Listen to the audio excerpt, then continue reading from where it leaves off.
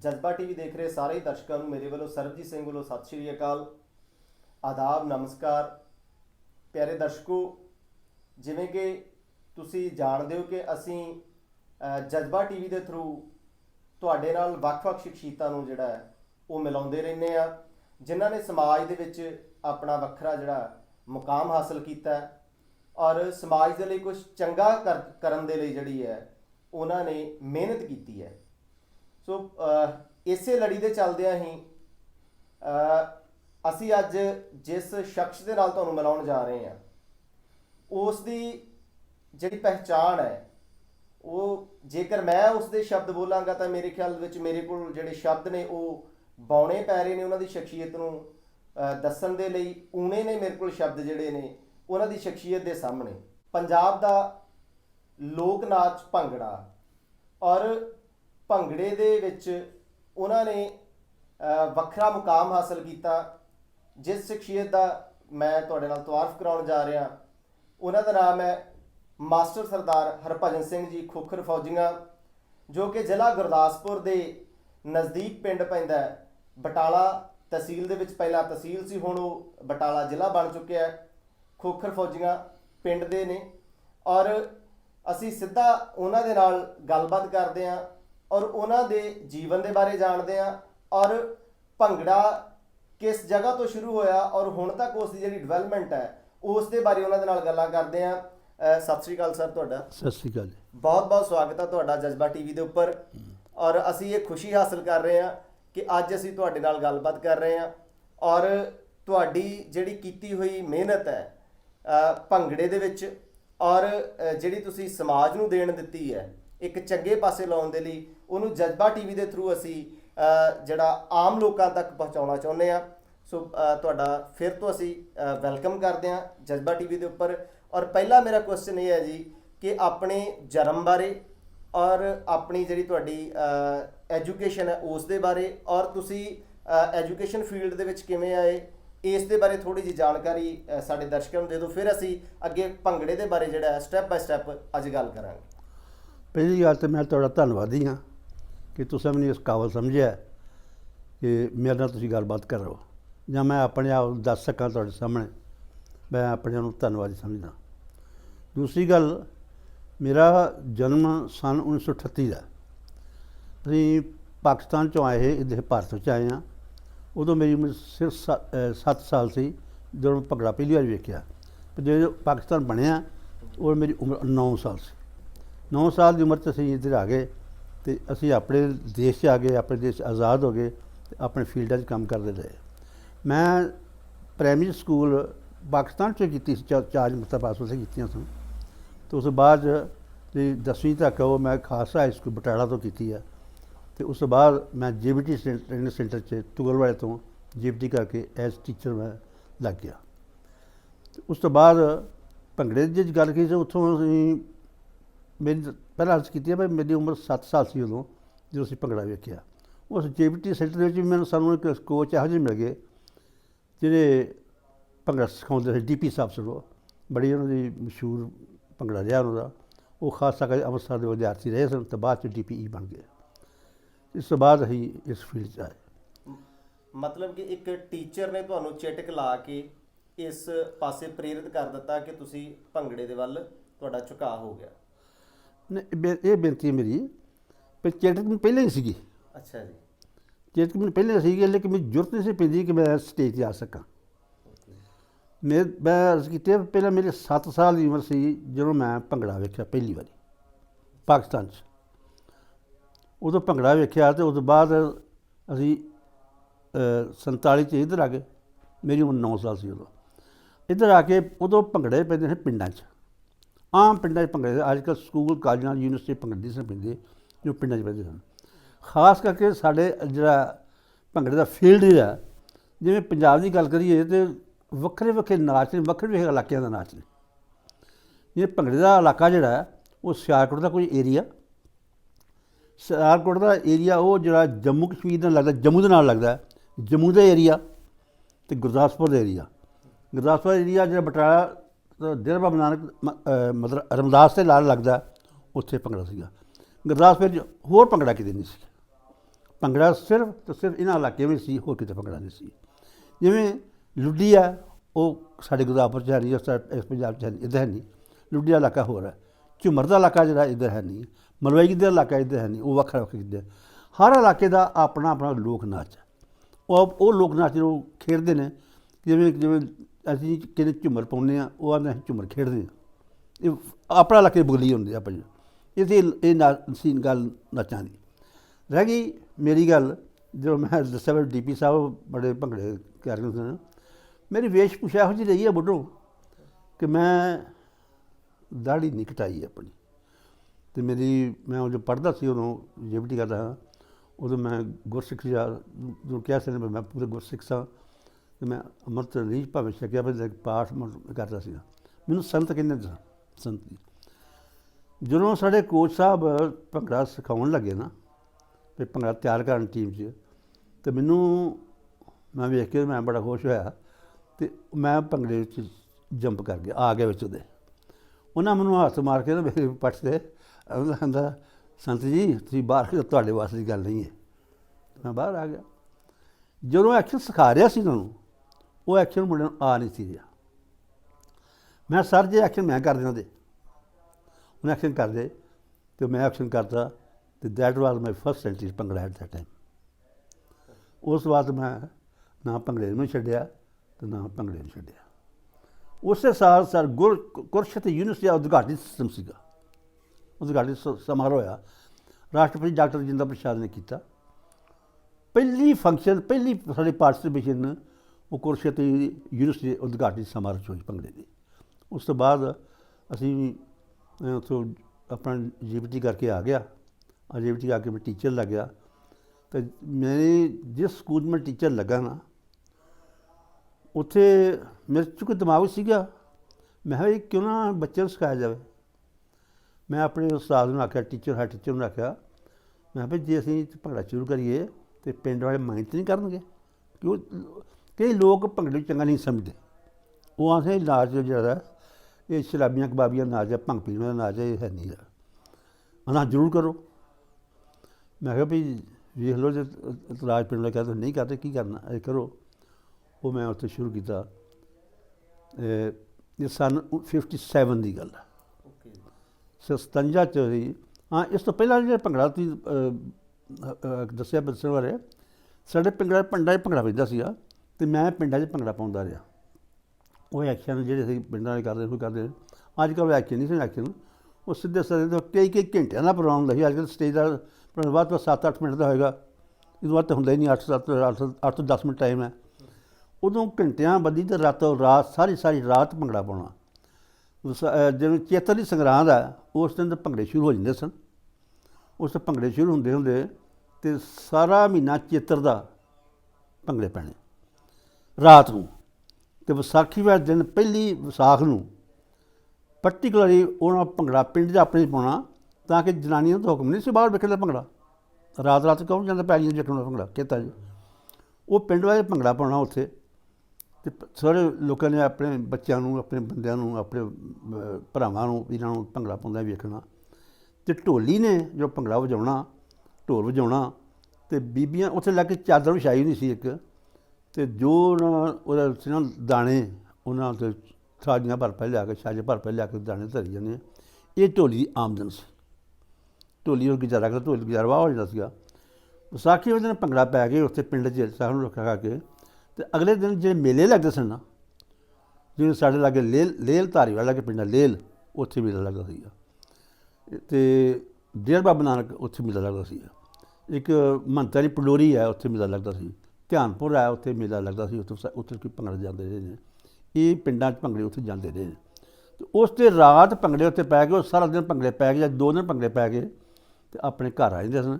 ਫਿਰ ਸਾਰਾ ਸਾਲ ਕੋਈ ਭੰਗੜਾ ਨਹੀਂ। ਫਿਰ ਅਗਲੇ ਵਾਢੀ ਸ਼ੁਰੂ ਹੋਈ ਨਹੀਂ, ਕਣਕ ਦੀ ਵਾਢੀ ਸ਼ੁਰੂ ਬਾਅਦ ਸਾਰਾ ਆਪਣਾ ਕੰਮ 'ਚ ਰੁੱਝ ਜਾਣਾ। ਅਤੇ ਭੰਗੜੇ ਦਾ ਸੀਜ਼ਨ ਜਿਹੜਾ ਹੈ, ਇਹੋ ਹੀ ਸੀਜ਼ਨ ਸੀ ਇਹਨਾਂ ਇਲਾਕਿਆਂ 'ਚ ਪੈਂਦਾ ਸੀ। ਓਕੇ। ਦੂਸਰੀ ਗੱਲ ਕਿ ਤੁਸੀਂ ਭੰਗੜਾ ਜਦੋਂ ਪਾਉਣਾ ਸ਼ੁਰੂ ਕੀਤਾ ਸੀ, ਉਸ ਤੋਂ ਲੈ ਕੇ ਜਦੋਂ ਤੱਕ ਤੁਸੀਂ ਆਪਣੀ ਜੌਬ ਦੇ ਵਿੱਚ ਨਹੀਂ ਆਏ, ਮਤਲਬ ਕਿ ਟੀਚਰ ਤੁਸੀਂ ਜਦੋਂ ਤੱਕ ਨਹੀਂ ਬਣੇ, ਉਦੋਂ ਕਿਸ ਢੰਗ ਦਾ ਮਾਹੌਲ ਸੀ ਭੰਗੜੇ ਦਾ ਕਿ ਤੁਸੀਂ ਕੰਪੀਟੀਸ਼ਨ ਖੇਡਦੇ ਸੀ ਜਾਂ ਤੁਸੀਂ ਆਮ ਨਾਰਮਲ ਜਿਹੜਾ ਭੰਗੜਾ ਪਾਉਂਦੇ ਹੁੰਦੇ ਸੀ? ਪਹਿਲਾਂ ਕਰ ਚੁੱਕਾ ਮੈਂ, ਉਦੋਂ ਭੰਗੜੇ ਦਾ ਕੋਈ ਕੰਪੀਟੀਸ਼ਨ ਨਹੀਂ ਸੀ, ਸਿਰਫ ਤੇ ਸਿਰਫ ਲੋਕ ਨਾਚ ਸੀ। ਤੇ ਲੋਕ ਨਾਚ ਹੁੰਦਾ ਲੋਕਾਂ ਦਾ ਨਾਚ, ਲੋਕਾਂ ਦੇ ਨਾਲ ਹੀ ਜੰਮਿਆ ਸੀ ਨਾਚ। ਇਹ ਉਮਰ ਜਿਹੜੀ ਹੈ ਲੋਕਾਂ ਦੇ ਹਾਣ ਦੀ ਹੈ। ਜਦੋਂ ਲੋਕ ਆਏ ਨੇ ਉਦੋਂ ਨਾਚ ਆਇਆ ਤੇ ਖੁਦ ਜਾਂਦਾ ਕਰ ਲੋਕਾਂ ਨਾਚ ਚੱਲ ਜੂਗਾ ਜਾਂ ਹੁਣ। ਹਾਂ, ਤੁਸੀਂ ਕਹਿੰਦੇ ਤਬਦੀਲੀਆਂ ਦੀ, ਉਹ ਨਾਚ ਤੇ ਇਸ ਨਾਚ 'ਚ ਬਹੁਤ ਫਰਕ ਹੈ, ਉਸ ਵਿੱਚ ਸਮਾਂ ਦਾ ਫਰਕ ਹੈ। ਉਹ ਨਾਚ ਸੀ ਸਾਰੀ ਰਾਤ ਦਾ, ਹੁਣ ਨਾਚ ਹੈ ਸਿਰਫ ਸਟੇਜ ਦਾ ਨਾਚ। ਇਹਦੇ 'ਚ ਭੰਨ-ਤੋੜ ਬਹੁਤ ਹੋਈ ਆ। ਫੋਕ ਸਟੈਪ ਜਿਹੜੇ ਨੇ ਹੁਣ ਬਹੁਤ ਗਲਤ ਹੋ ਗਏ, ਸਮਝੋ ਖਤਮ ਹੋ ਗਏ ਨੇ।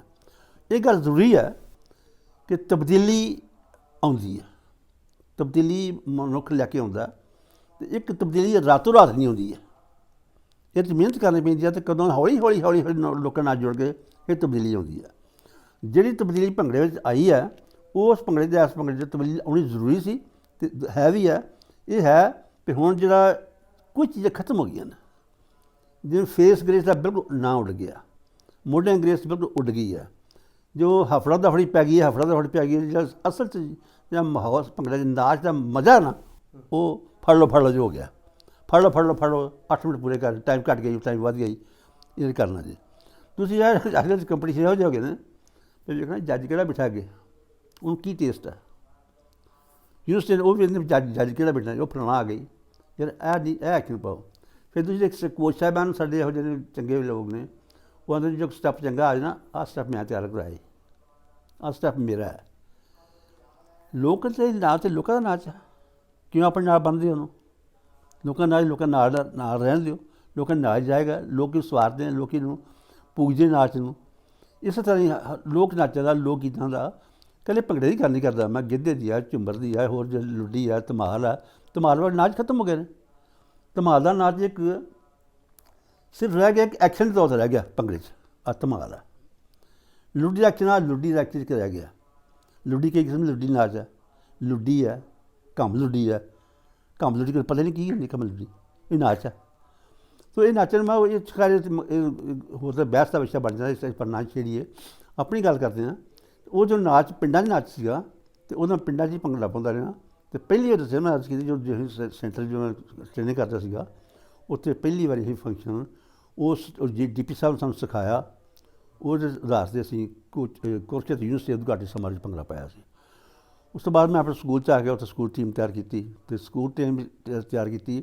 ਉਦੋਂ ਬਹੁਤਾ ਸ਼ੌਕ ਨਹੀਂ ਸੀ, ਪਿੰਡਾਂ 'ਚ ਭੰਗੜਾ ਹੈ ਹੀ ਨਹੀਂ ਸੀਗਾ। ਅਤੇ ਬਲਾਕ ਡਿਵੈਲਪਮੈਂਟ ਜਿਹੜੇ ਸਨ, ਉਹ ਨਵੇਂ ਬੜੇ ਸਨ, BDOs ਦੇ ਇੰਚਾਰਜ ਸਨ, ਨਵਾਂ ਮਹਿਕਮਾ ਬਣਿਆ ਸੀਗਾ। ਅਤੇ ਉਹਨਾਂ ਨੇ ਵੇਖਿਆ ਭੰਗੜਾ ਹੈਗਾ ਇਹ ਸਕੂਲ 'ਚ। ਉਹਨਾਂ ਨੇ ਆਉਣਾ, ਆਪਣੀ ਗੱਡੀ ਘਲਾਉਣੀ ਅਤੇ ਮੁੰਡੇ ਮੇਰੇ ਭਾਗ ਲੈ ਜਾਣੇ, ਆਪਣਾ ਫੰਕਸ਼ਨ ਕਰਾਉਣਾ ਅਤੇ ਮੁੰਡੇ ਵਾਪਸ ਛੱਡ ਜਾਣਾ। ਅਤੇ ਯੂਨੀਫਾਰਮ ਕੀ ਸੀ ਉਦੋਂ? ਭੰਗੜਾ ਯੂਨੀਫਾਰਮ ਤਾਂ ਹੈ ਹੀ ਨਹੀਂ, ਹੁਣ ਯੂਨੀਫਾਰਮ ਹੈ। ਸਿੰਪਲ ਚਾਦਰੇ, ਸਿੰਪਲ ਕੁੜਤੇ, ਸਿੰਪਲ ਪੱਗਾਂ। ਅੱਜ ਕੱਲ੍ਹ ਤਾਂ ਇੰਨੀ ਡੈਸ਼ਿੰਗ ਹੈ ਵੀ ਰੰਗ ਇਹੋ ਜਿਹੇ ਰੰਗ ਬਣਾਏ ਨੇ, ਸੋਚਿਆ ਨਹੀਂ ਜਾ ਸਕਦਾ ਕਿ ਇਹ ਨਾਚ ਪੰਜਾਬ ਦਾ ਨਾਚ, ਭੰਗੜੇ ਦਾ ਨਾਚ ਹੈ। ਭੰਗੜੇ ਦੀ ਕਾਸਟਿਊਮ ਵੱਖਰੀ ਬਣ ਗਈ ਹੈ ਕਿਸਮ ਦੀ। ਉਹ ਨਾਚ ਭੰਗੜੇ ਦਾ ਐਕਚੁਅਲੀ ਇਹ ਨਾਚ ਕਾਸਟਿਊਮ ਜਿਹੜਾ ਭੰਗੜੇ ਬਿਲਕੁਲ ਹੈ ਨਹੀਂ ਸੀ, ਟੋਟਲੀ ਹੈ ਨਹੀਂ ਸੀ। ਅਤੇ ਕਾਲੀ ਜੈਕਟ ਪਹਿਲਾਂ ਮਨੋਹਰ ਦੀਪਕ ਹੋਰਾਂ ਨੇ ਜਦੋਂ ਆਏ ਨੇ ਭੰਗੜੇ ਚੱਲਣਾ, ਉਹਨਾਂ ਨੂੰ ਕਾਲੀ ਜੈਕਟ ਸੀ, ਚਿੱਟੇ ਬੀੜੇ ਸੀ ਉਹਦੇ, ਉਹ ਸੀ। ਅਤੇ ਸਿੰਪਲ ਝੱਗੇ, ਕਮੀਜ਼, ਕੁੜਤੇ, ਚਾਦਰੇ। ਹੁਣ ਤਾਂ ਵੇਖਿਆ ਹੋਣਾ ਯੂਨੀਸੈਫ ਗੱਲ ਗਾਂ ਗੱਲ ਹੋ ਗਈ ਉੱਥੇ। ਅੱਛਾ, ਮੈਂ ਇੱਕ ਮੇਰੇ ਮਨ ਦੇ ਵਿੱਚ ਕੁਐਸਚਨ ਆ ਰਿਹਾ।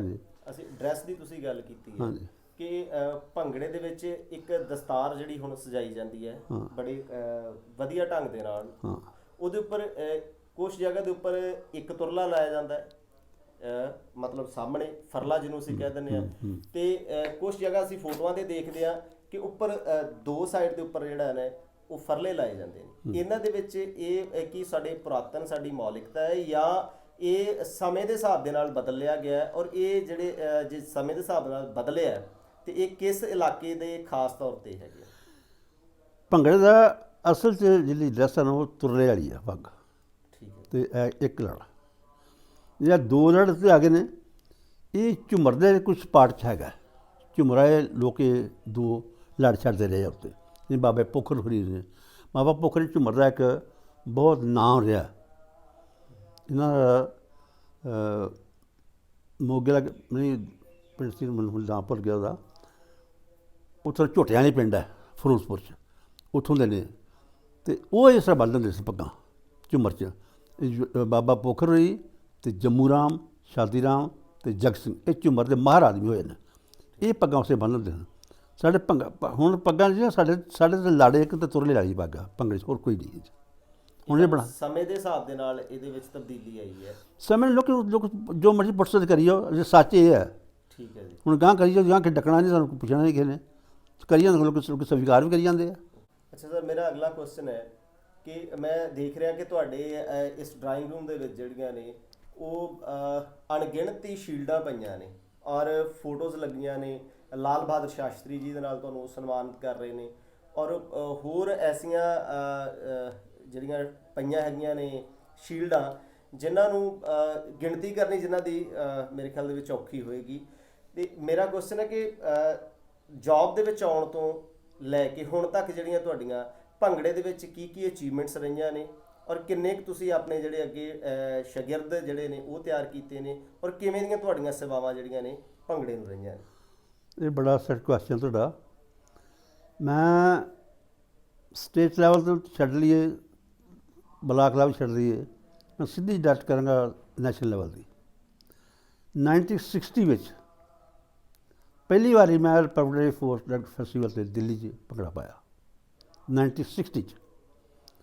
ਉਸ ਤੋਂ ਬਾਅਦ 404 ਲਗਾਤਾਰ 50 ਸਾਲ continuously district level, state level ਅਤੇ national level, but international level ਇੱਥੇ ਮੈਂ ਭੰਗੜਾ ਮੈਂ ਪਾਇਆ। ਅਤੇ ਇੰਟਰਨੈਸ਼ਨਲ ਲੈਵਲ 'ਤੇ ਰਿਪਬਲਿਕ ਫੈਸਟੀਵਲ ਨਹੀਂ ਮਨਾਇਆ ਜਾਂਦਾ। ਰਿਪਬਲਿਕ ਫੈਸਟੀਵਲ ਮੈਂ ਪਹਿਲਾਂ ਅਰਜ਼ ਕਰ ਚੁੱਕਾ ਵੀ ਮੈਂ 50 ਸਾਲ ਕੰਟੀਨਿਊਸਲੀ ਰਿਪਬਲਿਕ ਫੈਸਟੀਵਲ 'ਤੇ ਗਿਆ। ਮੇਰੇ ਖਿਆਲ ਇਹ ਰਿਕਾਰਡ ਆਈਡੀਆ ਦਾ ਕੋਈ ਆਦਮੀ ਕਿਸੇ ਵੀ ਸੂਬੇ ਦਾ ਹੋਵੇ ਜਾਂ ਕਿਸੇ ਪ੍ਰਾਂਤ ਦਾ ਹੋਵੇ, ਉਹ 50 ਸਾਲ ਕੰਟੀਨਿਊਸਲੀ ਨਹੀਂ ਗਿਆ। 1960 ਲੈ ਕੇ ਅਤੇ 9 ਤੱਕ, ਸੰਨ 9 ਤੱਕ ਐਸੇ ਇਹ ਮੈਂ ਲਗਾਤਾਰ ਪ੍ਰੈਕਟਿਸ ਕੀਤਾ। ਨੋ ਬ੍ਰੇਕ ਐਟ ਆਲ। ਇੱਕ ਵਾਰੀ ਬ੍ਰੇਕ ਆਈ ਸੀ 62 'ਚ, ਜਦੋਂ ਚਾਈਨਾ ਕ੍ਰੈਸ਼ਨ ਹੋਇਆ, ਉਦੋਂ ਬ੍ਰੇਕ ਆਈ ਸੀ। ਪਰ ਉਦੋਂ ਸੀਗਾ ਸਰਕਾਰੀ ਤੌਰ 'ਤੇ ਕੋਈ ਰਿਪਬਲਿਕ ਫੈਸਟੀਵਲ ਨਹੀਂ ਮਨਾਇਆ ਜਾਏਗਾ। ਪਰ ਉਹ ਸਾਲ ਵੀ ਸਾਡੇ ਜ਼ਿਲ੍ਹੇ 'ਚ ਡਿਸਟ੍ਰਿਕਟ ਫੰਕਸ਼ਨ ਵੜਾ ਗ੍ਰੰਥੀਆਂ ਇੱਕ ਸੀਨੀਅਰ ਸੈਕੰਡਰੀ ਸਕੂਲ ਆ, ਪੰਡਤ ਮੋਹਨ ਲਾਲ ਜੀ ਮਿਨਿਸਟਰ ਹੁੰਦੇ ਹਨ, ਉਦੋਂ ਮਨਾਇਆ ਗਿਆ। ਅਤੇ ਮੇਰੀ ਟੀਮ, ਬੱਚਿਆਂ ਦੀ ਟੀਮ ਸਕੂਲ ਦੀ ਨੇ ਉੱਥੇ ਪਾਰਟੀਸਪੇਟ ਕੀਤਾ। ਅਤੇ ਉਹ ਵੀ ਨਹੀਂ ਖੁੱਲ੍ਹਿਆ, ਮਤਲਬ ਜਿਹੜਾ 62 ਦਾ ਸੀ ਨਾ, ਵਿੱਚ ਕੋਈ ਗੈਪ ਵਿੱਚ ਆ ਗਿਆ, ਉਹ ਵੀ ਨਹੀਂ ਹੋਇਆ। ਮੈਂ ਮਹਿਸੂਸ ਕਰਦਾ ਵੀ ਇਹ ਰਿਕਾਰਡ ਵਾਲੀ ਗੱਲ ਹੈ। 50 ਸਾਲ ਇਹ ਹੰਕਾਰ ਵਾਲੀ ਨਹੀਂ ਗੱਲ, ਇਹ ਮਾਣ ਵਾਲੀ ਗੱਲ ਹੈ। ਅਤੇ ਮਾਣ ਮੈਨੂੰ ਇਸ ਤਰ੍ਹਾਂ ਨਾਲ ਵੀ ਮੈਂ ਬੜਾ ਸਿਮਰ ਜਿਹਾ ਆਦਮੀ ਦਾ ਸੱਚੇ ਪਾਤਸ਼ਾਹ ਬਖਸ਼ਿਸ਼ ਕਰੇ ਵੀ ਮੈਨੂੰ ਬਣਾਈ ਰੱਖੀ ਇਸ ਤਰ੍ਹਾਂ ਨਿਮਰਤਾ ਰਹੇ, ਹੰਕਾਰ ਅਤੇ ਮਾਣ ਵਾਲੀ ਗੱਲ ਨਾ ਹੋਵੇ। ਕਿ ਨਾਚ ਲੋਕਾਂ ਦਾ ਨਾਚ ਹੈ, ਮਾਲ ਤਾਂ ਲੋਕ ਨੇ ਇਹਦੇ, ਲੋਕਾਂ ਕੋਲ ਸਿੱਖਿਆ ਮੈਂ, ਹੁਣ ਤੱਕ ਲੋਕਾਂ ਨਾਲ ਕਰੀ ਜਾਂਦੇ ਆ। ਇੱਕ ਸੀਗਾ ਕਿ ਤੁਹਾਨੂੰ 2 ਵਾਰ ਜਿਹੜਾ ਸਟੇਟ ਅਵਾਰਡ ਜਿਹੜਾ ਉਹ ਮਿਲਿਆ, ਉਹ ਕਿਸ ਬੇਸ ਦੇ ਉੱਪਰ ਤੁਹਾਨੂੰ ਸਟੇਟ ਅਵਾਰਡ ਭੰਗੜੇ ਦੇ ਉੱਪਰ ਦਿੱਤਾ ਗਿਆ ਜਾਂ ਐਜੂਕੇਸ਼ਨ ਫੀਲਡ ਦੇ ਵਿੱਚ ਤੁਹਾਨੂੰ ਸਟੇਟ ਅਵਾਰਡ? ਨਹੀਂ, ਮੈਨੂੰ ਲੋਕ ਨਾਚਾਂ ਵੱਲੋਂ, ਸੰਗੀਤ ਨਾਟਕ ਅਕੈਡਮੀ ਵਾਲਿਆਂ ਅਤੇ ਦੂਜੇ ਪੰਜਾਬ ਸਰਕਾਰ ਵੱਲੋਂ ਇਹ ਇਨਾਮ ਮਿਲੇ ਮੈਨੂੰ। ਪੰਜਾਬੀ ਯੂਨੀਵਰਸਿਟੀ 'ਚ, ਗੁਰੂ ਨਾਨਕ ਯੂਨੀਵਰਸਿਟੀ 'ਚ ਤੁਸੀਂ ਵੇਖੇ ਹੋਣੇ, ਉਹ ਡਾਕਟਰ DS ਜਸਪਾਲ ਨੇ ਜਿਹੜੇ ਦੁਆਰੇ ਨੇ। ਅਤੇ ਸਟੇਟ ਲੈਵਲ 'ਤੇ ਉਹ ਗਵਰਨਰ ਸਾਹਿਬ ਨੇ DC ਪਾਵਟੇ, ਜਿਹੜੇ ਮੈਨੂੰ ਗੋਲਡ ਮੈਡਲ ਦੇ ਰਹੇ, ਗੋਲਡ ਮੈਡਲ। ਇੱਕ ਹੋਰ ਗੱਲ ਬੜੀ ਰਚ ਗਿਆ ਵੀ ਭੰਗੜੇ ਨੂੰ ਅੱਜ ਤੱਕ ਆਰ ਸਕਾਟ ਕਲਚਰ ਅਵਾਰਡ ਇੱਕ ਚੱਲਿਆ ਅਤੇ ਉਹ ਆਪਣੇ ਭਾਰਤ ਵਿੱਚ ਇੱਕ ਆਦਮੀ ਨੂੰ ਗੋਲਡ ਮੈਡਲ ਦਿੰਦੇ ਆ, ਕਿਸੇ ਵੀ ਫੀਲਡ 'ਚ ਹੋਵੇ ਉਹ। ਅਤੇ ਉਹ ਗੋਲਡ ਮੈਡਲ ਸਾਡੇ ਭੰਗੜੇ ਨੂੰ ਮਿਲਿਆ, ਆਰ ਸਕਾਟ ਕਲਚਰ ਅਵਾਰਡ ਦਾ। ਉਹ ਅੱਜ ਤੱਕ ਰਿਕਾਰਡ ਹੈ, ਕਿਸੇ ਹੋਰ ਨਹੀਂ ਮਿਲਿਆ। ਇੱਕ ਮੈਂ ਪੁੱਛਣਾ ਚਾਹੁੰਦਾ ਕਿ ਪੰਜਾਬ ਔਰ ਇੰਡੀਆ ਦੇ ਵਿੱਚ ਤੇ ਤੁਸੀਂ ਭੰਗੜੇ ਨੂੰ ਪ੍ਰਫੁੱਲਿਤ ਕੀਤਾ ਹੀ ਕੀਤਾ ਹੈ। ਇੰਡੀਆ ਤੋਂ ਬਾਹਰ ਤੁਸੀਂ ਜਿਹੜਾ ਭੰਗੜੇ ਨੂੰ ਕਿਵੇਂ ਪ੍ਰਫੁੱਲਿਤ ਕੀਤਾ ਔਰ ਪੰਜਾਬ ਜਾਂ ਇੰਡੀਅਨ ਗਵਰਨਮੈਂਟ ਜਿਹੜੀ ਹੈ ਭੰਗੜੇ ਨੂੰ ਪ੍ਰਮੋਟ ਕਰਨ ਦੇ ਵਿੱਚ ਤੁਹਾਡਾ ਕਿਵੇਂ ਸਹਿਯੋਗ ਲੈ ਪਾਈ ਸੀ? ਮੈਂ ਬੇਨਤੀ ਕਰਾਂਗਾ ਵੀ ਇੰਟਰਨੈਸ਼ਨਲ ਲੈਵਲ 'ਤੇ 1971 'ਚ ਭਾਰਤ ਸਰਕਾਰ ਵੱਲੋਂ ਇੱਕ ਟੀਮ ਜਾਣੀ ਸੀ ਇੰਟਰਨੈਸ਼ਨਲ ਫੋਕ ਡਾਂਸ ਫੈਸਟੀਵਲ ਨਹੀਂ, ਫੋਕ ਡਾਂਸ ਕੰਪੀਟੀਸ਼ਨ ਵਾਸਤੇ। ਅੱਛਾ ਜੀ। ਫੋਕ ਡਾਂਸ ਕੰਪੀਟੀਸ਼ਨ ਉੱਥੇ ਅਲਜੀਰੀਆ 'ਚ, ਅਲਜੀਰੀਆ ਦੇ ਨਾਲ ਇੱਕ ਮੁਲਕ ਲੱਗਦਾ ਟਿਊਨੀਸ਼ੀਆ, ਛੋਟਾ ਜਿਹਾ ਮੁਲਕ ਆ। ਸਾਡਾ ਉਹ ਇੰਟਰਨੈਸ਼ਨਲ ਲੈਵਲ ਦਾ ਟੂਰ ਜਿਹੜਾ ਸੀ ਨਾ, Algeria, Tunisia, Syria, Iraq, Jordan, Kuwait, Italy, ਇਹ ਸਾਡਾ ਟੂਰ ਸੀਗਾ। ਲੇਕਿਨ ਜਿਹੜਾ ਫੋਕ ਡਾਂਸ ਕੰਪੀਟੀਸ਼ਨ ਸੀ ਨਾ, ਉਹ ਸਿਰਫ ਟਿਊਨੀਸ਼ੀਆ 'ਚ, ਉਹਦਾ ਟਿਊਨੀਸ਼ੀਆ ਸ਼ਹਿਰ ਸੀ, ਟਿਊਨੀਸ਼ੀਆ ਸ਼ਹਿਰ ਸੀ ਟਿਊਨਿਸ਼, ਉੱਥੇ ਸੀ ਹੋਇਆ। ਉਹ 'ਚ 30 ਮੁਲਕਾਂ ਨੇ ਪਾਰਟੀਸਪੇਟ ਕੀਤਾ ਸੀਗਾ। ਅਤੇ ਹੁਣ ਰੋਚਕ ਗੱਲ ਇਹ ਹੈ ਕਿ 30 ਮੁਲਕਾਂ ਦਾ ਫੈਸਲਾ ਕਿਹਨੇ ਕਰਨਾ। 10 ਕੰਪੀਟੀਸ਼ਨ ਚੱਲਿਆ ਸੀ, 10 ਲਗਾਤਾਰ, ਅਤੇ 30 ਮੁਲਕਾਂ ਦੇ 30 ਜੱਜ ਸਨ। ਹਰ ਇੱਕ ਮੁਲਕ ਦਾ ਆਪਣਾ ਆਪਣਾ ਜੱਜ ਸੀ। ਉਹਨਾਂ ਇਹ ਨਹੀਂ ਕਿਹਾ ਵੀ ਜੱਜ 5 ਬਾੜ ਲਓ, 4 ਬਾੜ ਲਓ, ਨਹੀਂ ਸੀ। ਉਹ 30 ਮੁਲਕਾਂ ਦੇ 30 ਜੱਜ ਸਨ। 30 ਜੱਜਾਂ ਨੇ ਫੈਸਲਾ ਕਰਨਾ ਸੀਗਾ ਕਿਹੜਾ ਕਿਹੜਾ ਹੋਇਆ ਗਿਆ, ਜਿਹਦੇ ਵਿੱਚ ਰਸ਼ੀਆ, ਇਟਲੀ, ਸਵਿਟਜ਼ਰਲੈਂਡ, ਮਤਲਬ ਟਿਊਨੀਸ਼ੀਆ ਵਗੈਰਾ ਸਾਰੇ ਟੀਮਾਂ ਬੜੀ ਤਗੜੀਆਂ ਟੀਮਾਂ ਸੀ। ਅਤੇ ਹੈਰਾਨ ਦੀ ਗੱਲ ਇਹ ਹੈ ਭਈ ਰਸ਼ੀਆ ਵਰਗੇ ਮੁਲਕ ਦੀ ਟੀਮ 100 ਆਦਮੀ। ਟਾਈਮ ਕੀ ਹੈ ਹਰ ਇੱਕ ਮੁਲਕ ਵਾਸਤੇ? ਘੱਟ ਤੋਂ ਘੱਟ 30 ਮਿੰਟ ਅਤੇ ਵੱਧ ਤੋਂ ਵੱਧ 40 ਮਿੰਟ। ਤੁਸੀਂ ਸਮਝੋ ਭੰਗੜੇ ਦਾ ਕੀ ਹਿਸਾਬ ਤਾਂ 8 ਮਿੰਟ ਤੋਂ ਭੰਗੜਾ ਵਾਸ ਪੈਂਦਾ ਇੰਡੀਆ। ਘੱਟ ਤੋਂ ਘੱਟ 30 ਮਿੰਟ ਅਤੇ ਵੱਧ ਤੋਂ ਵੱਧ 40 ਮਿੰਟ ਸੀ ਹਰ ਇੱਕ ਲੋਕ ਨਾਚ ਦਾ। ਜਿਹਦੇ ਮੁਕਾਬਲੇ ਰਸ਼ੀਆ ਦਾ 100 ਆਦਮੀ ਸੀ, ਜਰਮਨੀ ਦਾ 100 ਆਦਮੀ ਸੀ, ਸਵਿਟਜ਼ਰਲੈਂਡ 50 60 ਤੋਂ ਘੱਟ ਕਿਤੇ ਹੈ ਹੀ ਨਹੀਂ। ਅਤੇ ਭਾਰਤ ਸਰਕਾਰ ਨੇ ਭੇਜੇ 16 ਆਦਮੀ, ਅਤੇ 16 ਆਦਮੀ 6 ਡਾਂਸਰ ਆਂਧਰਾ ਦੇ, ਬਾਕੀ ਰਹਿ ਗਏ 10 ਡਾਂਸਰ, ਇੱਕ ਲੀਡਰ IAS ਅਫਸਰ, ਇੱਕ ਢੋਲੀ, ਬਾਕੀ ਰਹਿ ਗਏ 8। ਕਿੱਥੇ 100 ਆਦਮੀ ਅਤੇ ਕਿੱਥੇ 8 ਆਦਮੀ। ਟਾਈਮ ਕੀ ਹੈ 30 ਮਿੰਟ ਅਤੇ ਵੱਧ ਤੋਂ ਵੱਧ 40 ਮਿੰਟ। ਹੈਰਾਨਗੀ ਇਸ ਗੱਲ ਦੀ ਹੈ ਕਿ ਸਾਡਾ ਭੰਗੜਾ 34.5 ਮਿੰਟ ਪਿਆ। 8 ਮਿੰਟ ਬਾਅਦ ਮਿਲਦੇ ਨਹੀਂ। ਅਸੀਂ ਕੁਛ ਚਾਲਾਂ ਬਣਾਈਆਂ ਜਿਹੜੀਆਂ ਉੱਥੇ ਨਵੀਆਂ ਘੜੀਆਂ, ਜਿਹੜੀਆਂ ਅੱਜ ਕੱਲ੍ਹ ਯੂਨੀਵਰਸਿਟੀ ਚੱਲਦੀਆਂ, ਆਮ ਯੂਨੀਵਰਸਿਟੀ ਚੰਗਾ ਚੱਲਦੀਆਂ ਪਈਆਂ ਨੇ। ਉਹ ਚਾਲਾਂ ਮਜਬੂਰੀ ਸਾਡੀ ਵੀ ਆਉਣਾ, ਚਾਲਾਂ ਫੋਕ ਟਾਈਪ ਬਣਾਈਆਂ ਨੇ, ਅਤੇ ਉਹ ਸਾਡੀ ਮਜਬੂਰੀ ਸੀ, ਉਹ ਹੁਣ ਤੱਕ ਚੱਲਦੀਆਂ ਪਈਆਂ ਨੇ। ਇਸੇ ਕਾਰਨ ਕਰਕੇ ਅਸੀਂ ਉਹ ਜੇ ਇੱਕ ਲਾਈਨ ਇੱਧਰੋਂ ਕੱਢਦੀ, ਇੱਕ ਦੋ ਲਾਈਨ ਇੱਧਰੋਂ ਕੱਢਦੀ, ਵਿਚਕਾਰ ਉਹਨਾਂ ਦੇ ਨਾਲ ਸੱਚ ਇੱਕ ਹੋਰ ਗੱਲ ਵੱਡੀ ਗੱਲ ਹੈ, ਉਹਨਾਂ ਦੇ ਇੰਡੀਵਿਜੂਅਲ ਐਕਸ਼ਨ ਦੀ ਬੜੀ ਭਰਮਾਰ ਹੋਈ ਸੀ। ਅੱਜ ਕੱਲ੍ਹ ਯੂਨੀਵਰਸਿਟੀ 'ਚ ਇੰਡੀਵਿਜੂਅਲ ਐਕਸ਼ਨ ਖਤਮ ਹੋ ਗਏ ਨੇ ਕਿ ਮੈਂ 8 ਮਿੰਟ ਮੈਂ ਕੱਢਦੇ ਰਹੋ। ਇੰਡੀਵਿਜੂਅਲ ਯੂਨੀਵਰਸਿਟੀ ਦੇ ਇੰਡੀਵਿਜੂਅਲ ਐਕਸ਼ਨ ਹੁੰਦੇ ਸੀਗੇ, ਲੇਕਿਨ ਉਹ ਖਤਮ ਕਰਤੇ। ਉਹ ਟਾਈਮ ਲਿਮਿਟ ਨਹੀਂ ਸੀ ਹੁੰਦੀ ਕੋਈ। ਅਤੇ ਹੁਣ ਚੂँਕਿ ਟਾਈਮ ਉਹਨਾਂ ਦਾ 8 ਤੋਂ 10 ਮਿੰਟ ਆਇਆ, ਇਸ ਵਾਸਤੇ ਉਹ ਇੰਡੀਵਿਜੂਅਲ ਖਤਮ ਕਰਤੇ। ਪਹਿਲਾਂ ਇੰਡੀਵਿਜੂਅਲ ਐਕਸ਼ਨ ਹੁੰਦੇ ਸਨ, ਹਰ ਬੰਦੇ ਇੰਡੀਵਿਜੂਅਲ ਆਪਣਾ ਹੁੰਦਾ ਸੀਗਾ, ਜਿਹੜਾ ਵਧੀਆ ਤੋਂ ਵਧੀਆ ਇੰਡੀਵਿਜੂਅਲ ਐਕਸ਼ਨ ਉਹਨੇ ਅੱਗੇ ਕਰਨਾ ਆ ਕੇ। ਸਾਡੇ ਉਸ ਹਿਸਾਬ ਨਾਲ ਇੰਡੀਵਿਜੂਅਲ ਐਕਸ਼ਨ ਪਾ ਕੇ ਵੀ ਸਾਡੇ ਟਾਈਮ ਕੱਢਿਆ 34.5 ਮਿੰਟ ਭੰਗੜਾ ਹੀ ਪਾਇਆ। ਇੱਕ ਹੋਰ ਬੜੀ ਵਧੀਆ ਗੱਲ ਹੈ, ਲਾਸਟ ਸਟੇਜ 'ਤੇ ਜਦੋਂ ਸਾਡਾ ਭੰਗੜਾ ਪਿਆ ਉਸ ਕੰਪੀਟੀਸ਼ਨ 'ਤੇ, ਅਤੇ ਉਸ ਸਟੇਡੀਅਮ 'ਚ 10,000 ਆਦਮੀ ਬੈਠਾ ਹੋਣਾ। ਉਸ ਮੁਲਕ ਦਾ ਜਿਹੜਾ ਰਾਸ਼ਟਰਪਤੀ ਸੀ ਉਸ ਦਿਨ ਉਹ ਉੱਥੇ ਹਾਜ਼ਰ ਸੀਗਾ। ਜਦੋਂ ਭੰਗੜਾ ਪੈ ਰਿਹਾ ਸੀਗਾ ਅਤੇ ਅਸੀਂ ਸਮਾਨ ਸਾਂਭ ਕੇ ਸਟੇਜ ਤੋਂ ਥੱਲੇ ਉਤਰੇ ਸੀਗੇ, ਆਪਣੀ ਬੱਸ 'ਚ ਬਹਿਣਾ ਸੀਗਾ, ਅਤੇ ਲੋਕ 10,000 ਆਦਮੀ ਖੜ੍ਹੇ ਜੇ ਤਾੜੀਆਂ ਮਾਰ ਰਹੇ ਸੀ। ਤਾੜੀਆਂ ਮਾਰ ਰਹੇ ਸੀ। ਮੇਰੇ ਹੱਥ 'ਚ ਇੱਕ ਹੱਥ ਖੂਨ ਸੀ, ਇੱਕ ਹੱਥ ਮੈਂ ਪਾਇਆ ਗੱਠੜੀ ਨੂੰ।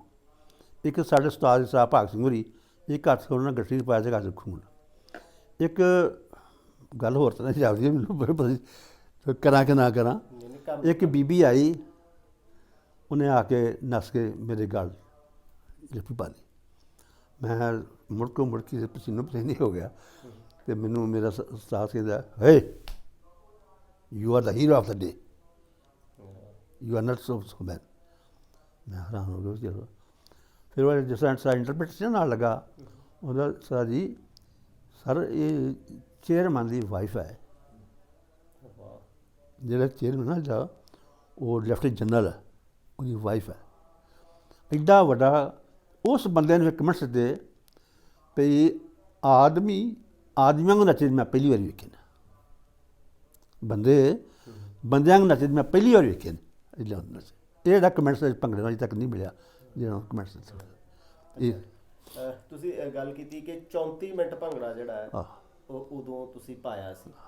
ਔਰ ਇੱਕ ਪਾਸੇ ਅਸੀਂ ਜਦੋਂ ਸਪੋਰਟਸ ਦੀ ਗੱਲ ਕਰਦੇ ਹਾਂ ਤੇ ਸਪੋਰਟਸਮੈਨ ਜਿਹੜਾ ਹੈ, ਚਾਹੇ ਉਹ ਭਲਵਾਨ ਹੋਣ, ਚਾਹੇ ਉਹ ਐਥਲੈਟਿਕਸ ਦੇ ਹੋਣ, ਚਾਹੇ ਫੁੱਟਬਾਲ ਵਾਲੀਬਾਲ ਦੇ ਕਿਸੇ ਵੀ ਗੇਮ ਦਾ ਪਲੇਅਰ ਹੋਵੇ, ਉਹਦੇ ਪੱਟਾਂ 'ਚ ਜਾਨ ਹੁੰਦੀ ਹੈ, ਉਹਦੇ ਸਰੀਰ 'ਚ ਜਾਨ ਹੁੰਦੀ ਹੈ, ਉਹ ਤਾਂ ਖੇਡ ਸਕਦਾ ਹੈ। ਇੱਦਾਂ ਹੀ ਭੰਗੜਾ, ਮੈਂ ਸਮਝਦਾ ਕਿ ਭੰਗੜਾ ਵੀ ਇੱਦਾਂ ਹੀ ਹੈ। ਪਰ ਅੱਜ ਤੱਕ ਭੰਗੜੇ ਨੂੰ ਸਪੋਰਟਸ ਦੇ ਵਿੱਚ ਜਿਹੜਾ ਸ਼ਾਮਲ ਸਰਕਾਰਾਂ ਵੱਲੋਂ ਨਹੀਂ ਕੀਤਾ ਗਿਆ, ਨਾ ਹੀ ਕਿਸੇ ਭੰਗੜੇ ਵਾਲੇ ਨੂੰ as a sports person job Punjab government ਦਿੰਦੀ ਹੈ ਜਾਂ ਇੰਡੀਅਨ ਗਵਰਨਮੈਂਟ ਇਹਨੂੰ। ਇਸ ਦਾ ਮਲਾਲ ਹੈ ਤੁਹਾਡੇ ਮਨ ਦੇ ਵਿੱਚ, ਕਿਉਂਕਿ ਤੁਸੀਂ ਇਹ ਭੰਗੜੇ ਨੂੰ ਆਪਣੇ ਹੱਥੀਂ, ਭੰਗੜੇ ਦੇ ਬੂਟੇ ਨੂੰ ਪਾਣੀ ਪਾ ਕੇ ਐਡਾ ਵੱਡਾ ਰੁੱਖ ਬਣਾਇਆ, ਤੇ ਹੁਣ ਤੱਕ ਜਿਹੜੀਆਂ ਸਰਕਾਰਾਂ ਨੇ ਉਹ ਸਾਰ ਨਹੀਂ ਲੈ ਸਕੀਆਂ ਜਿਹੜੀ ਲੈਣੀ ਚਾਹੀਦੀ ਸੀ।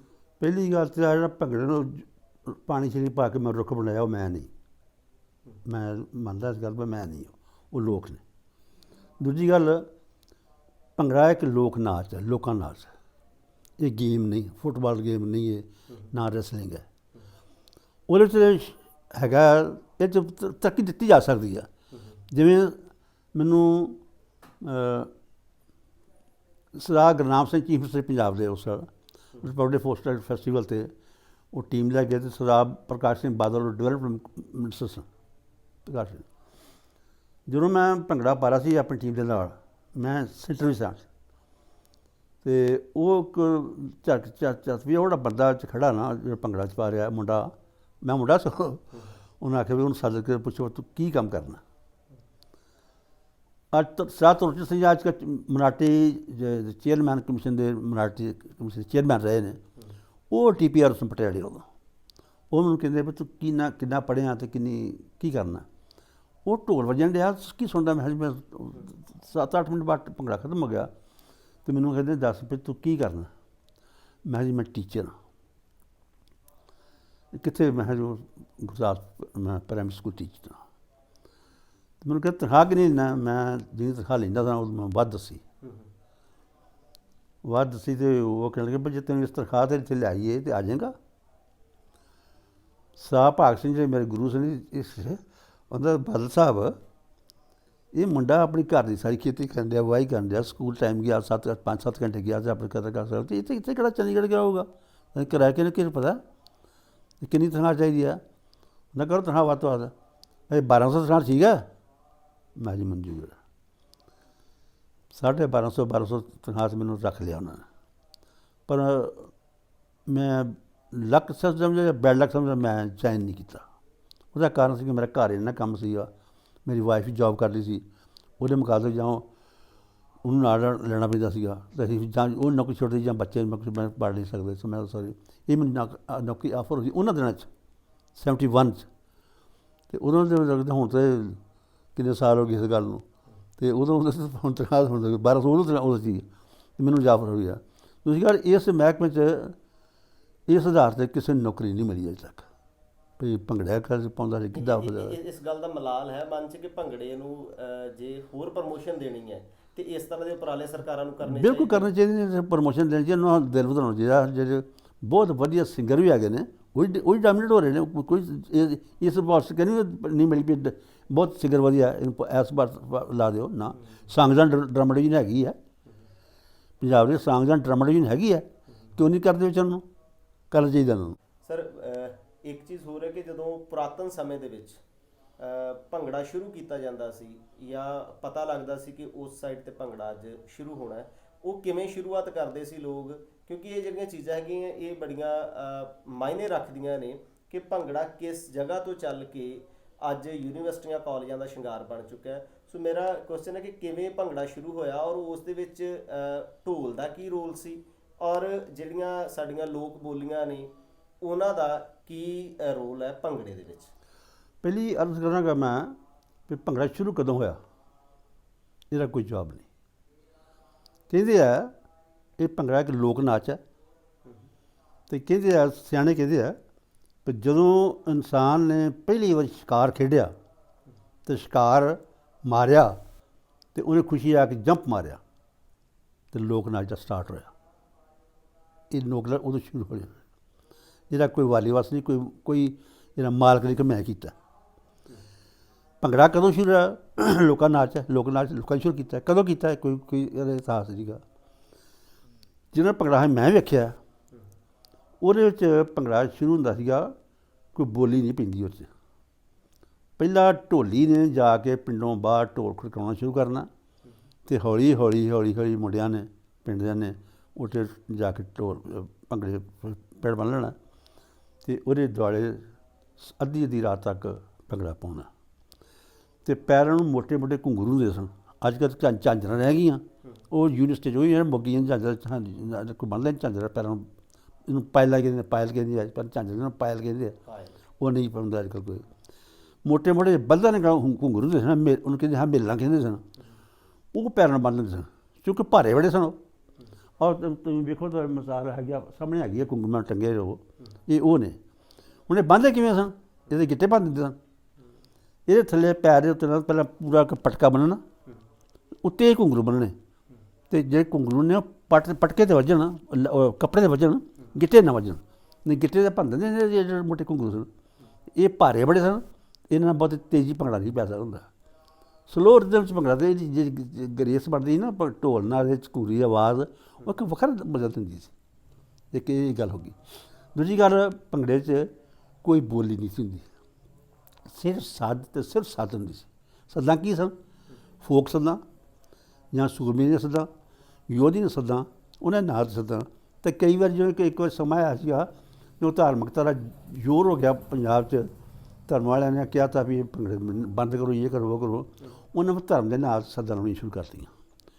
ਜਿਵੇਂ ਹਰੀ ਸਿੰਘ ਨਲੂਏ ਦੀ ਸੱਦ ਹੈ, ਉਹਦੇ ਸੱਦ ਦਾ ਮਤਲਬ ਵਾਰ ਹੈ। ਵਾਰ ਨੂੰ ਅਸੀਂ ਢਾਡੀ ਵੀ ਗਾਉਂਦੇ ਨੇ ਵਾਰ, ਉਹ ਵਾਰ ਨੂੰ ਅਸੀਂ ਸੱਦ 'ਚ ਕਹਿ ਲਿਆ, ਅਤੇ ਸੱਦ ਅਸੀਂ ਲੈ ਗਏ ਇਹ ਜੋੜ ਦੀ ਇਹਦੇ 'ਚ। ਜਿਵੇਂ ਸੱਦ, ਇੱਕ ਵਾਰ ਸੱਦ ਥੋੜ੍ਹੀ ਜਿਹੀ ਦੱਸਾਂਗਾ ਤੁਹਾਨੂੰ। ਨੀਲੇ ਘੋੜੇ ਵਾਲਿਆ ਨੀਲੇ ਦਿਆ ਸਵਾਰਾ, ਜਾਵੀਂ ਨਾਮ ਦੱਸ ਕੇ ਕੀ ਨਾਮ ਤੁਮਾਰਾ, ਨਾਮ ਹਜ਼ਰਤ ਅਲੀ ਹੇਠਾਂ ਦੁਲਦਲ ਪਾਰਾ, ਬੇਟਾ ਸ਼ਾਹ ਜਨੇਦਰ ਯਾਰ ਹਮਾਰਾ, ਲੈ ਚਲੇ ਹੱਕ ਆਪਣਾ ਨਹੀਂ ਮਾਰਿਆ ਧਾੜਾ, ਤੁਹਾਨੂੰ ਕਸਮ ਖੁਦਾ ਦੀ ਲਾ ਦਿਓ ਬਲ ਸਾਰਾ। ਦੁਲਦਲ ਘੋੜੇ ਦਾ ਨਾਮ ਹੈ। ਹਜ਼ਰਤ ਮੁਹੰਮਦ ਸਾਹਿਬ ਦੇ ਨਾਲ ਜੋੜਦਾ ਇਹ ਗੱਲ ਹੈ। ਇਸ ਤਰ੍ਹਾਂ ਧਾਰਮਿਕ ਬੋਲੀਆਂ ਪੈਂਦੀਆਂ, ਧਾਰਮਿਕ ਪੈਂਦੀਆਂ ਸਨ। ਬੋਲੀ ਕਿਹੋ ਜਿਹੀ ਹਨ? ਦੋ ਤੁੱਕੀਆਂ ਬੋਲੀਆਂ ਸਨ। ਲੰਬੀ ਬੋਲੀਆਂ ਬੱਲੇ ਬਾਰੀ ਵਾਸਤੇ ਖੜਨ ਗਿਆ, ਇਹ ਬੋਲੀ ਕੋਈ ਨਹੀਂ ਸੀ। ਦੋ ਤੁੱਕੀਆਂ ਬੋਲੀਆਂ, ਜਿਵੇਂ ਪਹਿਲੀ ਬਰਸ਼ੀ ਚੰਨਣ ਨੇ ਮਾਰੀ, ਟਕੂਆ ਕੇਲੇ ਦਾ ਜੇਲਿਆ, ਆਪਣਾ ਜਵਾਈ ਵੱਢ ਕੇ ਕੀ ਲੈ ਲਿਆ। ਇਹੋ ਜਿਹੀਆਂ ਬੋਲੀਆਂ ਸਨ, ਦੋ ਤੁੱਕੀਆਂ ਬੋਲੀਆਂ। ਅਤੇ ਇਹ ਬੋਲੀਆਂ ਦਾ ਸਾਰੀ ਸਾਰੀ ਰਾਤ ਬੋਲੀਆਂ ਚੱਲੀਆਂ। ਇਹ ਜੇ ਬੜੇ ਜਜ਼ਬੇ ਨਾਲ ਤੂੰ ਬੋਲੀ ਪਾਈ, ਤੂੰ ਮੈਂ ਬੋਲੀ ਪਾਈ, ਤੂੰ ਉਹ ਬੋਲੀ ਪਾ, ਆਹ ਬੋਲੀ ਪਾਈ, ਇਹ ਬੋਲੀਆਂ ਟੱਪਦੀਆਂ ਹੁੰਦੀਆਂ। ਹੁਣ ਨਾ ਇਹ ਬੋਲੀਆਂ ਲੱਭਦੀਆਂ ਅਤੇ ਨਾ ਸੱਦਾਂ ਲੱਭਦੀਆਂ। ਇਹ ਜਿਹੜੀਆਂ ਹੁਣ ਵਾਲੀਆਂ ਬੋਲੀਆਂ ਜਿਹੜੀਆਂ ਯੂਨੀਵਰਸਿਟੀਆਂ ਜਾਂ ਕਾਲਜਾਂ ਬਿਲਕੁਲ ਗਲਤ ਨੇ। ਇਹ ਤਾਂ ਲੋਕਾਂ ਦੇ ਗਾਏ ਗੀਤ ਨੇ, ਲੋਕਾਂ ਦੇ ਗਾਏ ਗੀਤਾਂ ਦੇ ਮੁਖੜੇ ਨੇ, ਜਿਹੜੇ ਪਿੱਛੇ ਬੈਕਗਰਾਊਂਡ ਚੱਲਦੇ ਪਏ ਨੇ। ਇਹਦਾ ਸੰਬੰਧ ਹੀ ਕੋਈ ਨਹੀਂ ਹੁੰਦਾ, ਜੇ ਕੋਈ ਸੰਬੰਧ ਫੋਕ ਨਾਲ ਕੋਈ ਸੰਬੰਧ ਨਹੀਂ ਹੁੰਦਾ। ਅੱਛਾ, ਇੱਕ ਭੰਗੜੇ ਦੇ ਵਿੱਚ ਜਦੋਂ ਭੰਗੜਾ ਸ਼ੁਰੂ ਕੀਤਾ ਜਾਂਦਾ ਹੁਣ ਦਾ ਜਿਹੜਾ ਭੰਗੜਾ, ਉਸ ਦੇ ਵਿੱਚ ਸ਼ੁਰੂ ਦੇ ਵਿੱਚ ਇੱਕ ਐਂਟਰੀ ਬੋਲੀ ਜਾਂਦੀ ਹੈ। ਕੀ ਇਹ ਵੀ ਹੁਣ ਦਾ ਹੀ ਸਰੂਪ ਹੈ ਜਾਂ ਇਹ ਪੁਰਾਣਾ ਸਰੂਪ ਹੈ, ਜਦੋਂ ਜਿਹੜਾ ਐਂਟਰੀ ਪਹਿਲਾਂ ਬੋਲੀ ਜਾਂਦੀ ਹੈ ਬਿਨਾਂ ਢੋਲ ਦੇ ਜਾਂ ਅਲਗੋਜ਼ਿਆਂ ਦੇ ਉੱਪਰ ਜਾਂ ਤੂੰਬੀ ਦੇ ਉੱਪਰ ਪਹਿਲਾਂ ਬੋਲਦੇ ਨੇ? ਪਹਿਲੀ ਗੱਲ ਤਾਂ ਅਲਗੋਜ਼ੇ ਅਤੇ ਤੂੰਬੀ ਜਿਹੜਾ ਪਰਟੀਕੁਲਰ ਸਾਜ਼ ਨਹੀਂ ਆ ਭੰਗੜੇ ਦਾ। ਠੀਕ ਹੈ। ਅਲਗੋਜ਼ਿਆਂ ਅਤੇ ਤੂੰਬੀ ਨਾਲ ਇੱਕ ਵੱਖਰੇ ਵਾਰਾਂ ਗਾਈਆਂ ਜਾਂਦੀਆਂ ਨੇ, ਗੀਤ ਗਾਏ ਜਾਂਦੇ ਨੇ। ਹੁਣ ਡੈਕੋਰੇਸ਼ਨ ਕਰਨ ਵਾਸਤੇ ਹੁਣ ਲੈ ਲਿਆ ਇਹਨੂੰ। ਮੈਂ ਪਹਿਲਾਂ ਅਰਜ਼ ਕੀਤੀ ਹੈ, ਪਰ ਤਬਦੀਲੀਆਂ ਆਉਂਦੀਆਂ ਨੇ, ਤਬਦੀਲੀਆਂ ਹੌਲੀ ਹੌਲੀ ਆਉਂਦੀਆਂ ਨੇ, ਰਾਤੋਂ ਰਾਤ ਤਬਦੀਲੀ ਨਹੀਂ ਆਉਂਦੀ। ਤਬਦੀਲੀ ਆ ਚੁੱਕੀ ਹੈ ਹੁਣ। ਇਹ ਲੋਕ ਸਾਜ਼ਾਂ 'ਚ ਆਈਦਾ ਹੈ, ਲੋਕ ਨਾਲ ਗਿੱਧਾ ਭੰਗੜਾ ਤਾਂ ਹੋ ਗਿਆ ਢੋਲ ਨਾਲ, ਅਤੇ ਨਾਲ ਅਲਗੋਜ਼ੇ ਵੀ ਹੁਣ ਆ ਗਏ ਨੇ, ਤੂੰਬੀ ਵੀ ਆ ਗਈ ਹੈ ਉਹਨਾਂ ਦੇ। ਅਤੇ ਉਹ ਪਿੱਛੇ ਉਸ ਹਿਸਾਬ ਨਾਲ ਬੋਲੀਆਂ ਪਾਈ ਜਾਂਦੀਆਂ ਸੀ ਗੱਲ। ਹੁਣ ਉਹ ਗੱਲ ਮਾੜੀ ਨਹੀਂ ਹੋਈ, ਉਹ ਚੰਗੀ ਹੋਈ ਹੈ। ਉਹਦੇ ਨਾਲ ਡੈਕੋਰੇਸ਼ਨ ਵਧੀਆ, ਖਾਲੀ ਢੋਲ ਨਾਲ ਤਾਂ ਪਿੱਛੇ ਬੋਲੇ ਜਾਂਦੇ। ਹੁਣ ਉਹ ਗੱਲ ਹੁਣ ਬਣਦੀ ਨਹੀਂ ਗੱਲ। ਹੁਣ ਦੂਸਰੀ ਗੱਲ, ਸਭ ਤੋਂ ਵੱਡੀ ਗੱਲ ਜਿਹੜੀ ਮੈਂ ਸਮਝਦਾ ਵੀ ਯੂਨੀਵਰਸਿਟੀਆਂ ਨੇ ਕਮਾਲ ਕਰਤੀ ਆ। ਜਿਹੜਾ ਸਾਡਾ ਸਾਂਭਿਆ ਨਾ, ਵਿਰਸਾ ਸਾਂਭਿਆ, ਤਾਂ ਯੂਨੀਵਰਸਿਟੀਆਂ ਨੇ ਸਾਂਭਿਆ। ਪਿੰਡਾਂ ਦੇ ਭੰਗੜੇ ਮੁੱਕ ਗਏ ਨੇ। ਭੰਗੜੇ ਅੱਜ ਕੱਲ੍ਹ ਰਹਿ ਗਏ ਵਿਆਹਾਂ ਸ਼ਾਦੀਆਂ 'ਚ ਗੀਤਕਾਰ ਗਾਈ ਜਾਂਦਾ, ਥੱਲੇ ਸ਼ਰਾਬ ਪੀ ਕੇ ਨੱਚੀ ਜਾਂਦੇ ਨੇ, ਮੁੰਡੇ ਵੀ ਨੱਚੀ ਜਾਂਦੇ ਨੇ, ਬੁੱਢੇ ਵੀ ਨੱਚੀ ਜਾਂਦੇ, ਕੁੜੀਆਂ ਵੀ ਨੱਚੀ ਜਾਂਦੀਆਂ ਨੇ। ਉੱਥੇ ਸ਼ਰਾਬ ਪੀ ਕੇ ਸਟੇਜ 'ਤੇ ਸੱਦੀ ਹੈ, ਟੋਲੀ ਸੱਦੀ ਹੈ ਸ਼ਰਾਬ ਜਿਹੜੀ ਆ ਗਾਉਣ ਵਾਸਤੇ। ਉਹ ਮਾੜਾ ਮੋਟਾ ਪੈਰ ਹਿਲਾਵੇ ਨਾ ਹਿਲਾਵੇ, ਗੀਤ ਤਾਂ ਚੱਲਦਾ ਪਿਆ, ਥੱਲੇ ਸ਼ਦਾਈ ਉਹ ਨੱਚੀ ਜਾਂਦੇ ਨੇ। ਇਹਨੂੰ ਕੱਚਾ ਨਹੀਂ ਕਹਿੰਦੇ ਆਪਾਂ, ਇਹਨੂੰ ਮਨੋਰੰਜਨ, ਘੜੀ ਦਾ ਮਨੋਰੰਜਨ, ਘੰਟਾ 2 ਘੰਟੇ ਨਾਲ ਸ਼ਰਾਬ ਪੀ ਕੇ ਨੱਚ ਨੁੱਚ ਕੇ ਲਿਆ ਚਲੇ ਗਏ। ਉਹਨੂੰ ਇਹ ਨਹੀਂ ਕਹਿੰਦੇ ਵੀ ਸਾਡਾ ਸੱਭਿਆਚਾਰ ਹੈ। ਸਾਡਾ ਸੱਭਿਆਚਾਰ ਬਿਲਕੁਲ ਨਹੀਂ ਗਿਆ। ਸਾਡੇ ਇੱਕ ਬੜਾ ਮੇਰਾ ਚੰਗਾ ਦੋਸਤ ਹੈ, ਮੈਂ ਨਾਂ ਨਹੀਂ ਲਵਾਂਗਾ ਉਹਦਾ, ਉਹਨੂੰ ਮੈਂ ਇਹ ਗੱਲ ਕੀਤੀ, ਮੈਂ ਕਿਹਾ ਠੀਕ ਹੈ ਸੱਭਿਆਚਾਰ ਉਹਦਾ ਨਹੀਂ ਬਿਲਕੁਲ ਗਲਤ ਹੈ। ਅਤੇ ਮੈਂ ਕੀਤਾ ਕਿਉਂ? ਗਲਤੀ ਮੇਰੇ ਤੋਂ ਹੋਈ ਹੈ, ਗਲਤੀ ਮੇਰੇ ਤੋਂ ਹੋਈ ਹੈ ਅਤੇ ਮੈਂ ਭੁਗਤਣ ਡਿਆ ਜੀ। ਸੱਭਿਆਚਾਰ 'ਤੇ ਗਲਤੀ ਹੋ ਜਾਣੀ ਮੇਰੀ, ਸਮਝੋ ਵੀ ਕਿ ਇਨਕਲਾਬ ਟੁੱਟ ਜਾਣੀ ਗੱਲ ਹੈ। ਇਨਕਲਾਬ ਟੁੱਟ ਗਿਆ, ਸੱਭਿਆਚਾਰ ਬੰਦੇ ਨੇ ਗਲਤ ਕਰਾਤਾ। ਸਾਡਾ ਸੱਭਿਆਚਾਰ ਵਿਰਸਾ ਬਹੁਤ ਹੀ ਅਮੀਰ ਹੈ। ਮੈਂ ਕਿੰਨੇ ਦੱਸਿਆ ਪਹਿਲਾਂ ਵੀ ਇੰਟਰਨੈਸ਼ਨਲ ਲੈਵਲ 'ਤੇ ਕਿੰਨੇ ਨਾਚ ਅਸੀਂ ਵੇਚ ਚੁੱਕੇ ਹਾਂ। ਅਤੇ ਇਹ ਕੌਮੈਂਟਸ ਮਿਲਣੇ ਵੀ ਮਰਦਾਂ ਨੂੰ ਨੱਚਣ ਪਹਿਲੀ ਵਾਰ ਵੇਖੇ ਨੇ, ਇਹ ਕਿਤੇ ਹੋਰ ਨਾਚ ਨੂੰ ਨਹੀਂ ਮਿਲਿਆ, ਸਿਰਫ ਪੰਜਾਬ ਅਤੇ ਪੰਜਾਬੀਆਂ ਨੂੰ ਮਿਲਿਆ। ਹਿੰਦੁਸਤਾਨ 'ਚ ਹੋਰ ਨਾਚ ਹੀ ਬੜੇ ਹੈਗੇ ਨੇ। ਰਿਪਬਲਿਕ ਫੈਸਟੀਵਲ ਜਾਈਏ ਨਾ, ਇੱਕ ਵਾਰੀ ਅਸੀਂ ਟੀਮ ਲੱਗੇ ਝੁੰਮਰ ਦੀ। ਰਿਪਬਲਿਕ ਫੈਸਟੀਵਲ ਇਹ ਸਨ 61 ਦੀ ਗੱਲ ਹੈ। ਉਹ ਉਹਨਾਂ ਦਾ ਇਮੇਜ ਆਇਆ ਰਿਪਬਲਿਕ ਫੈਸਟੀਵਲ 'ਤੇ ਭੰਗੜੇ ਨਾਲ ਜੁੜਿਆ ਲੋਕਾਂ, ਦਿੱਲੀ ਲੋਕ ਪੰਜਾਬੀ ਬੜੇ, ਉਹ ਸਿਰਫ ਸਾਰੇ ਪਰੇਡ ਚੱਲ ਗਈ ਅਤੇ ਸਿਰਫ ਡਿੱਗਦੇ, ਸਿਰਫ ਭੰਗੜੇ ਨੂੰ ਡਿੱਗਦੇ ਨੂੰ, ਪਰ ਉਸ ਦਾ ਝੁੰਮਰ ਚਲੀ ਗਈ। ਝੁੰਮਰ ਬੜਾ ਵਧੀਆ ਖੂਬਸੂਰਤ ਨਾਚ ਹੈ, ਲੇਕਿਨ ਹੈ ਸਲੋ ਹੈ, ਭੰਗੜੇ ਨੂੰ ਫਾਸਟ ਨਹੀਂ ਗਾ। ਅਤੇ ਫਿਰ ਅਸੀਂ ਕੀਤਾ ਵੀ ਅਸੀਂ 4 ਬੰਦੇ ਸਨ ਭੰਗੜੇ ਵਾਲੇ, ਉਹ ਹੌਲੀ ਹੌਲੀ ਤੁਰੇ ਉਹਨਾਂ ਅਤੇ ਅਸੀਂ 4 ਜਾਣੇ ਭੰਗੜੇ 4 ਐਕਸ਼ਨ ਕੀਤੇ, ਪਰ ਅੱਗੇ ਕਰੀ ਜਾਈਏ ਪਰੇਡ ਦੇ ਆਪਣੀ ਟੀਮ ਦੇ ਅੱਗੇ, ਅਤੇ ਉਹ ਸਾਨੂੰ ਉੱਥੋਂ ਮਾੜੀ ਬੜੀ ਕਲੈਪਿੰਗ ਹੋਈ। ਅਦਰ ਸਟੇਜ 'ਤੇ ਗਏ ਤਾਂ ਸਾਡੇ ਉਹ ਇਮੇਜ ਜਿਹੜੇ ਭੰਗੜੇ ਦੇ ਸਾਹਮਣੇ ਮਿਲਦੇ ਨੇ ਉਹ ਨਹੀਂ ਕਿਤੇ ਮਿਲਦੇ। ਇਸ ਤਰ੍ਹਾਂ ਹੀ ਤਾਮਿਲਨਾਡੂ 'ਚ ਔਰ ਆਪਣੇ ਲਾਟ ਸਾਹਿਬ ਨੂੰ ਉੱਥੇ ਬਰਨਾਲਾ ਸਾਹਿਬ, ਜਦੋਂ ਉੱਥੇ 10 ਬੰਦਾ ਬੈਠਾ ਹੋਣਾ ਅਤੇ ਕਲਚਰ ਡੈਲੀਗੇਸ਼ਨ ਆਫ ਇੰਡੀਆ ਸਾਂਝਾ ਡਰਾਮਾ ਡਿਵੀਜ਼ਨ ਨੂੰ, ਨਾਰਥਰਨ ਕਲਚਰ ਸੈਂਟਰ ਵੱਲੋਂ ਜੇ ਟੀਮ ਗਈ ਇੱਥੋਂ, ਅਸੀਂ ਉਹਦੇ 'ਚ ਗਏ ਸੀ।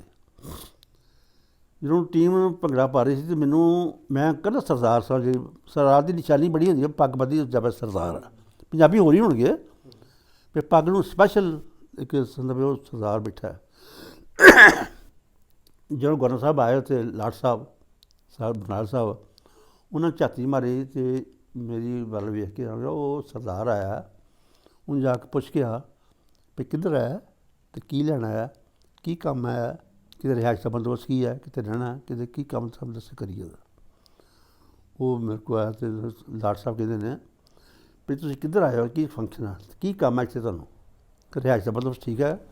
ਮੈਂ ਜੀ ਮੈਂ ਡੈਲੀਗੇਸ਼ਨ ਤੋਂ ਆਇਆ ਅਤੇ ਮੈਨੂੰ ਕੋਈ ਪ੍ਰੋਬਲਮ ਨਹੀਂ। ਅਤੇ ਮਤਲਬ ਇਹ ਪੱਗ ਦੀ ਵੀ ਸਰਦਾਰ ਦੀ ਨਿਸ਼ਾਨੀ ਸੀ। ਅਸੀਂ ਜਦੋਂ ਪਹਿਲੀ ਵਾਰੀ ਅਲਜੀਰੀਆ 'ਚੋਂ ਜਹਾਜ਼ ਤੋਂ ਉਤਰੇ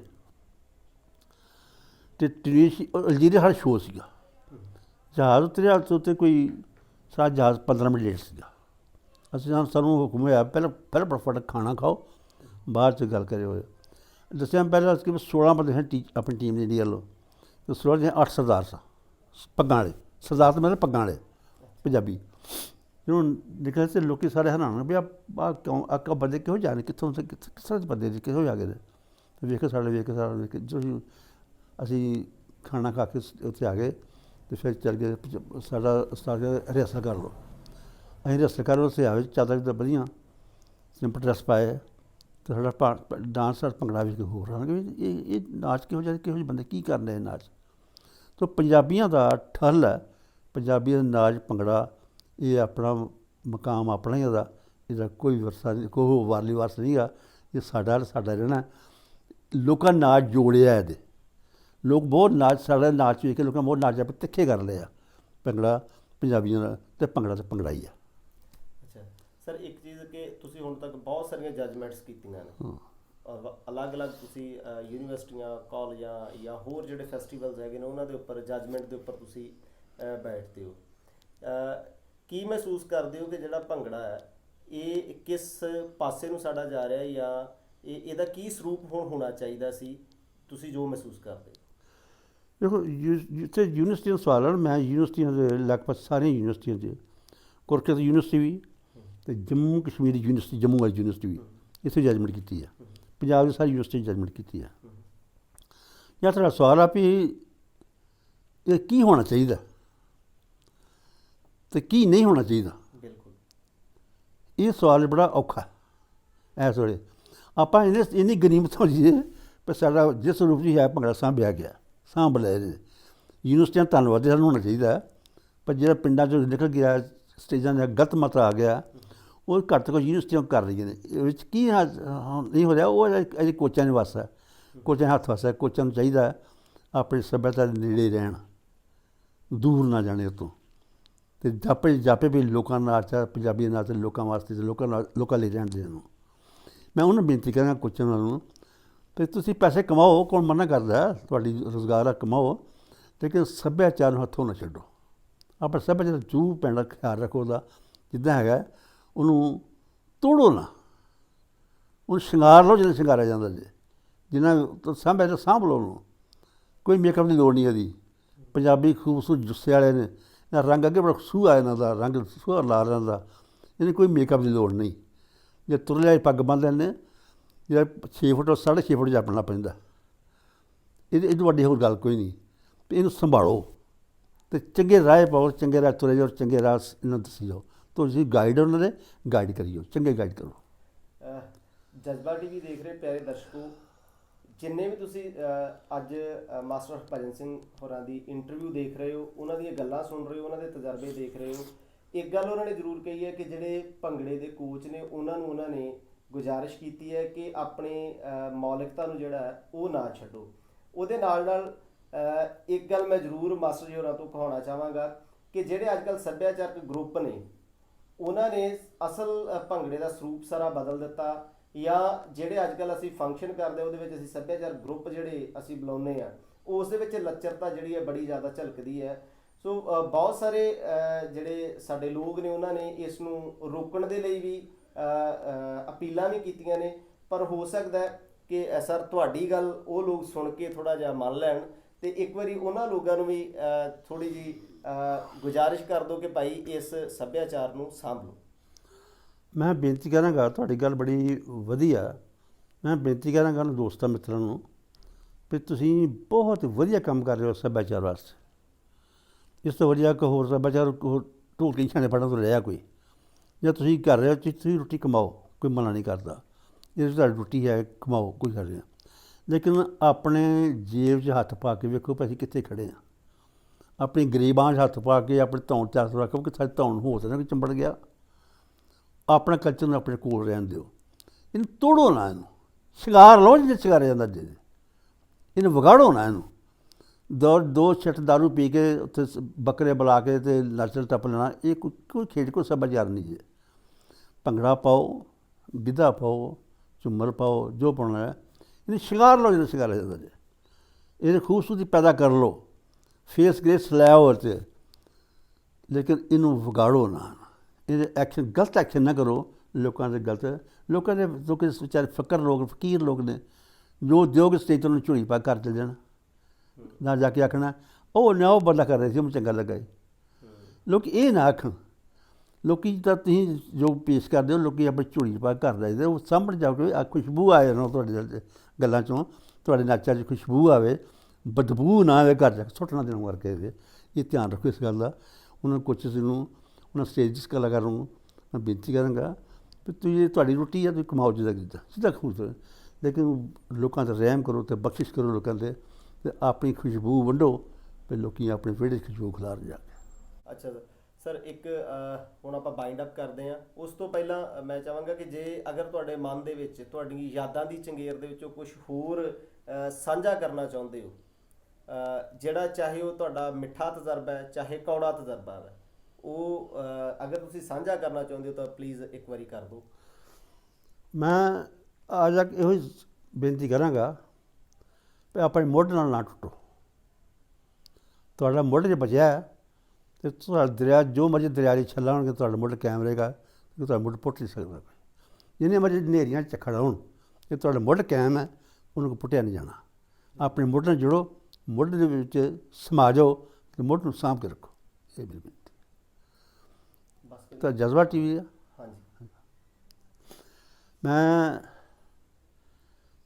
ਤੁਹਾਡੇ ਜਜ਼ਬਾ ਟੀਵੀ ਦਾ ਧੰਨਵਾਦੀ ਹਾਂ ਕਿ ਤੁਸੀਂ ਮੇਰੇ ਜਜ਼ਬਾਤ ਪੈਦਾ ਕਰ ਦਿੱਤੇ, ਜਜ਼ਬੇ ਵਾਲੇ ਹੋ। ਮੈਂ ਤੁਹਾਡਾ ਬਹੁਤ ਧੰਨਵਾਦੀ ਹਾਂ ਕਿ ਤੁਸੀਂ ਮੈਨੂੰ ਬੜੇ ਪਿਆਰ ਨਾਲ ਸੁਣਿਆ, ਮੇਰੇ ਪਿਆਰ ਨਾਲ ਪੁੱਛਿਆ। ਇਨਸ਼ਾ ਅੱਲਾਹ ਤਾਲਾ ਤੁਸੀਂ ਚੜ੍ਹਦੀ ਕਲਾ 'ਚ ਰਹੋ।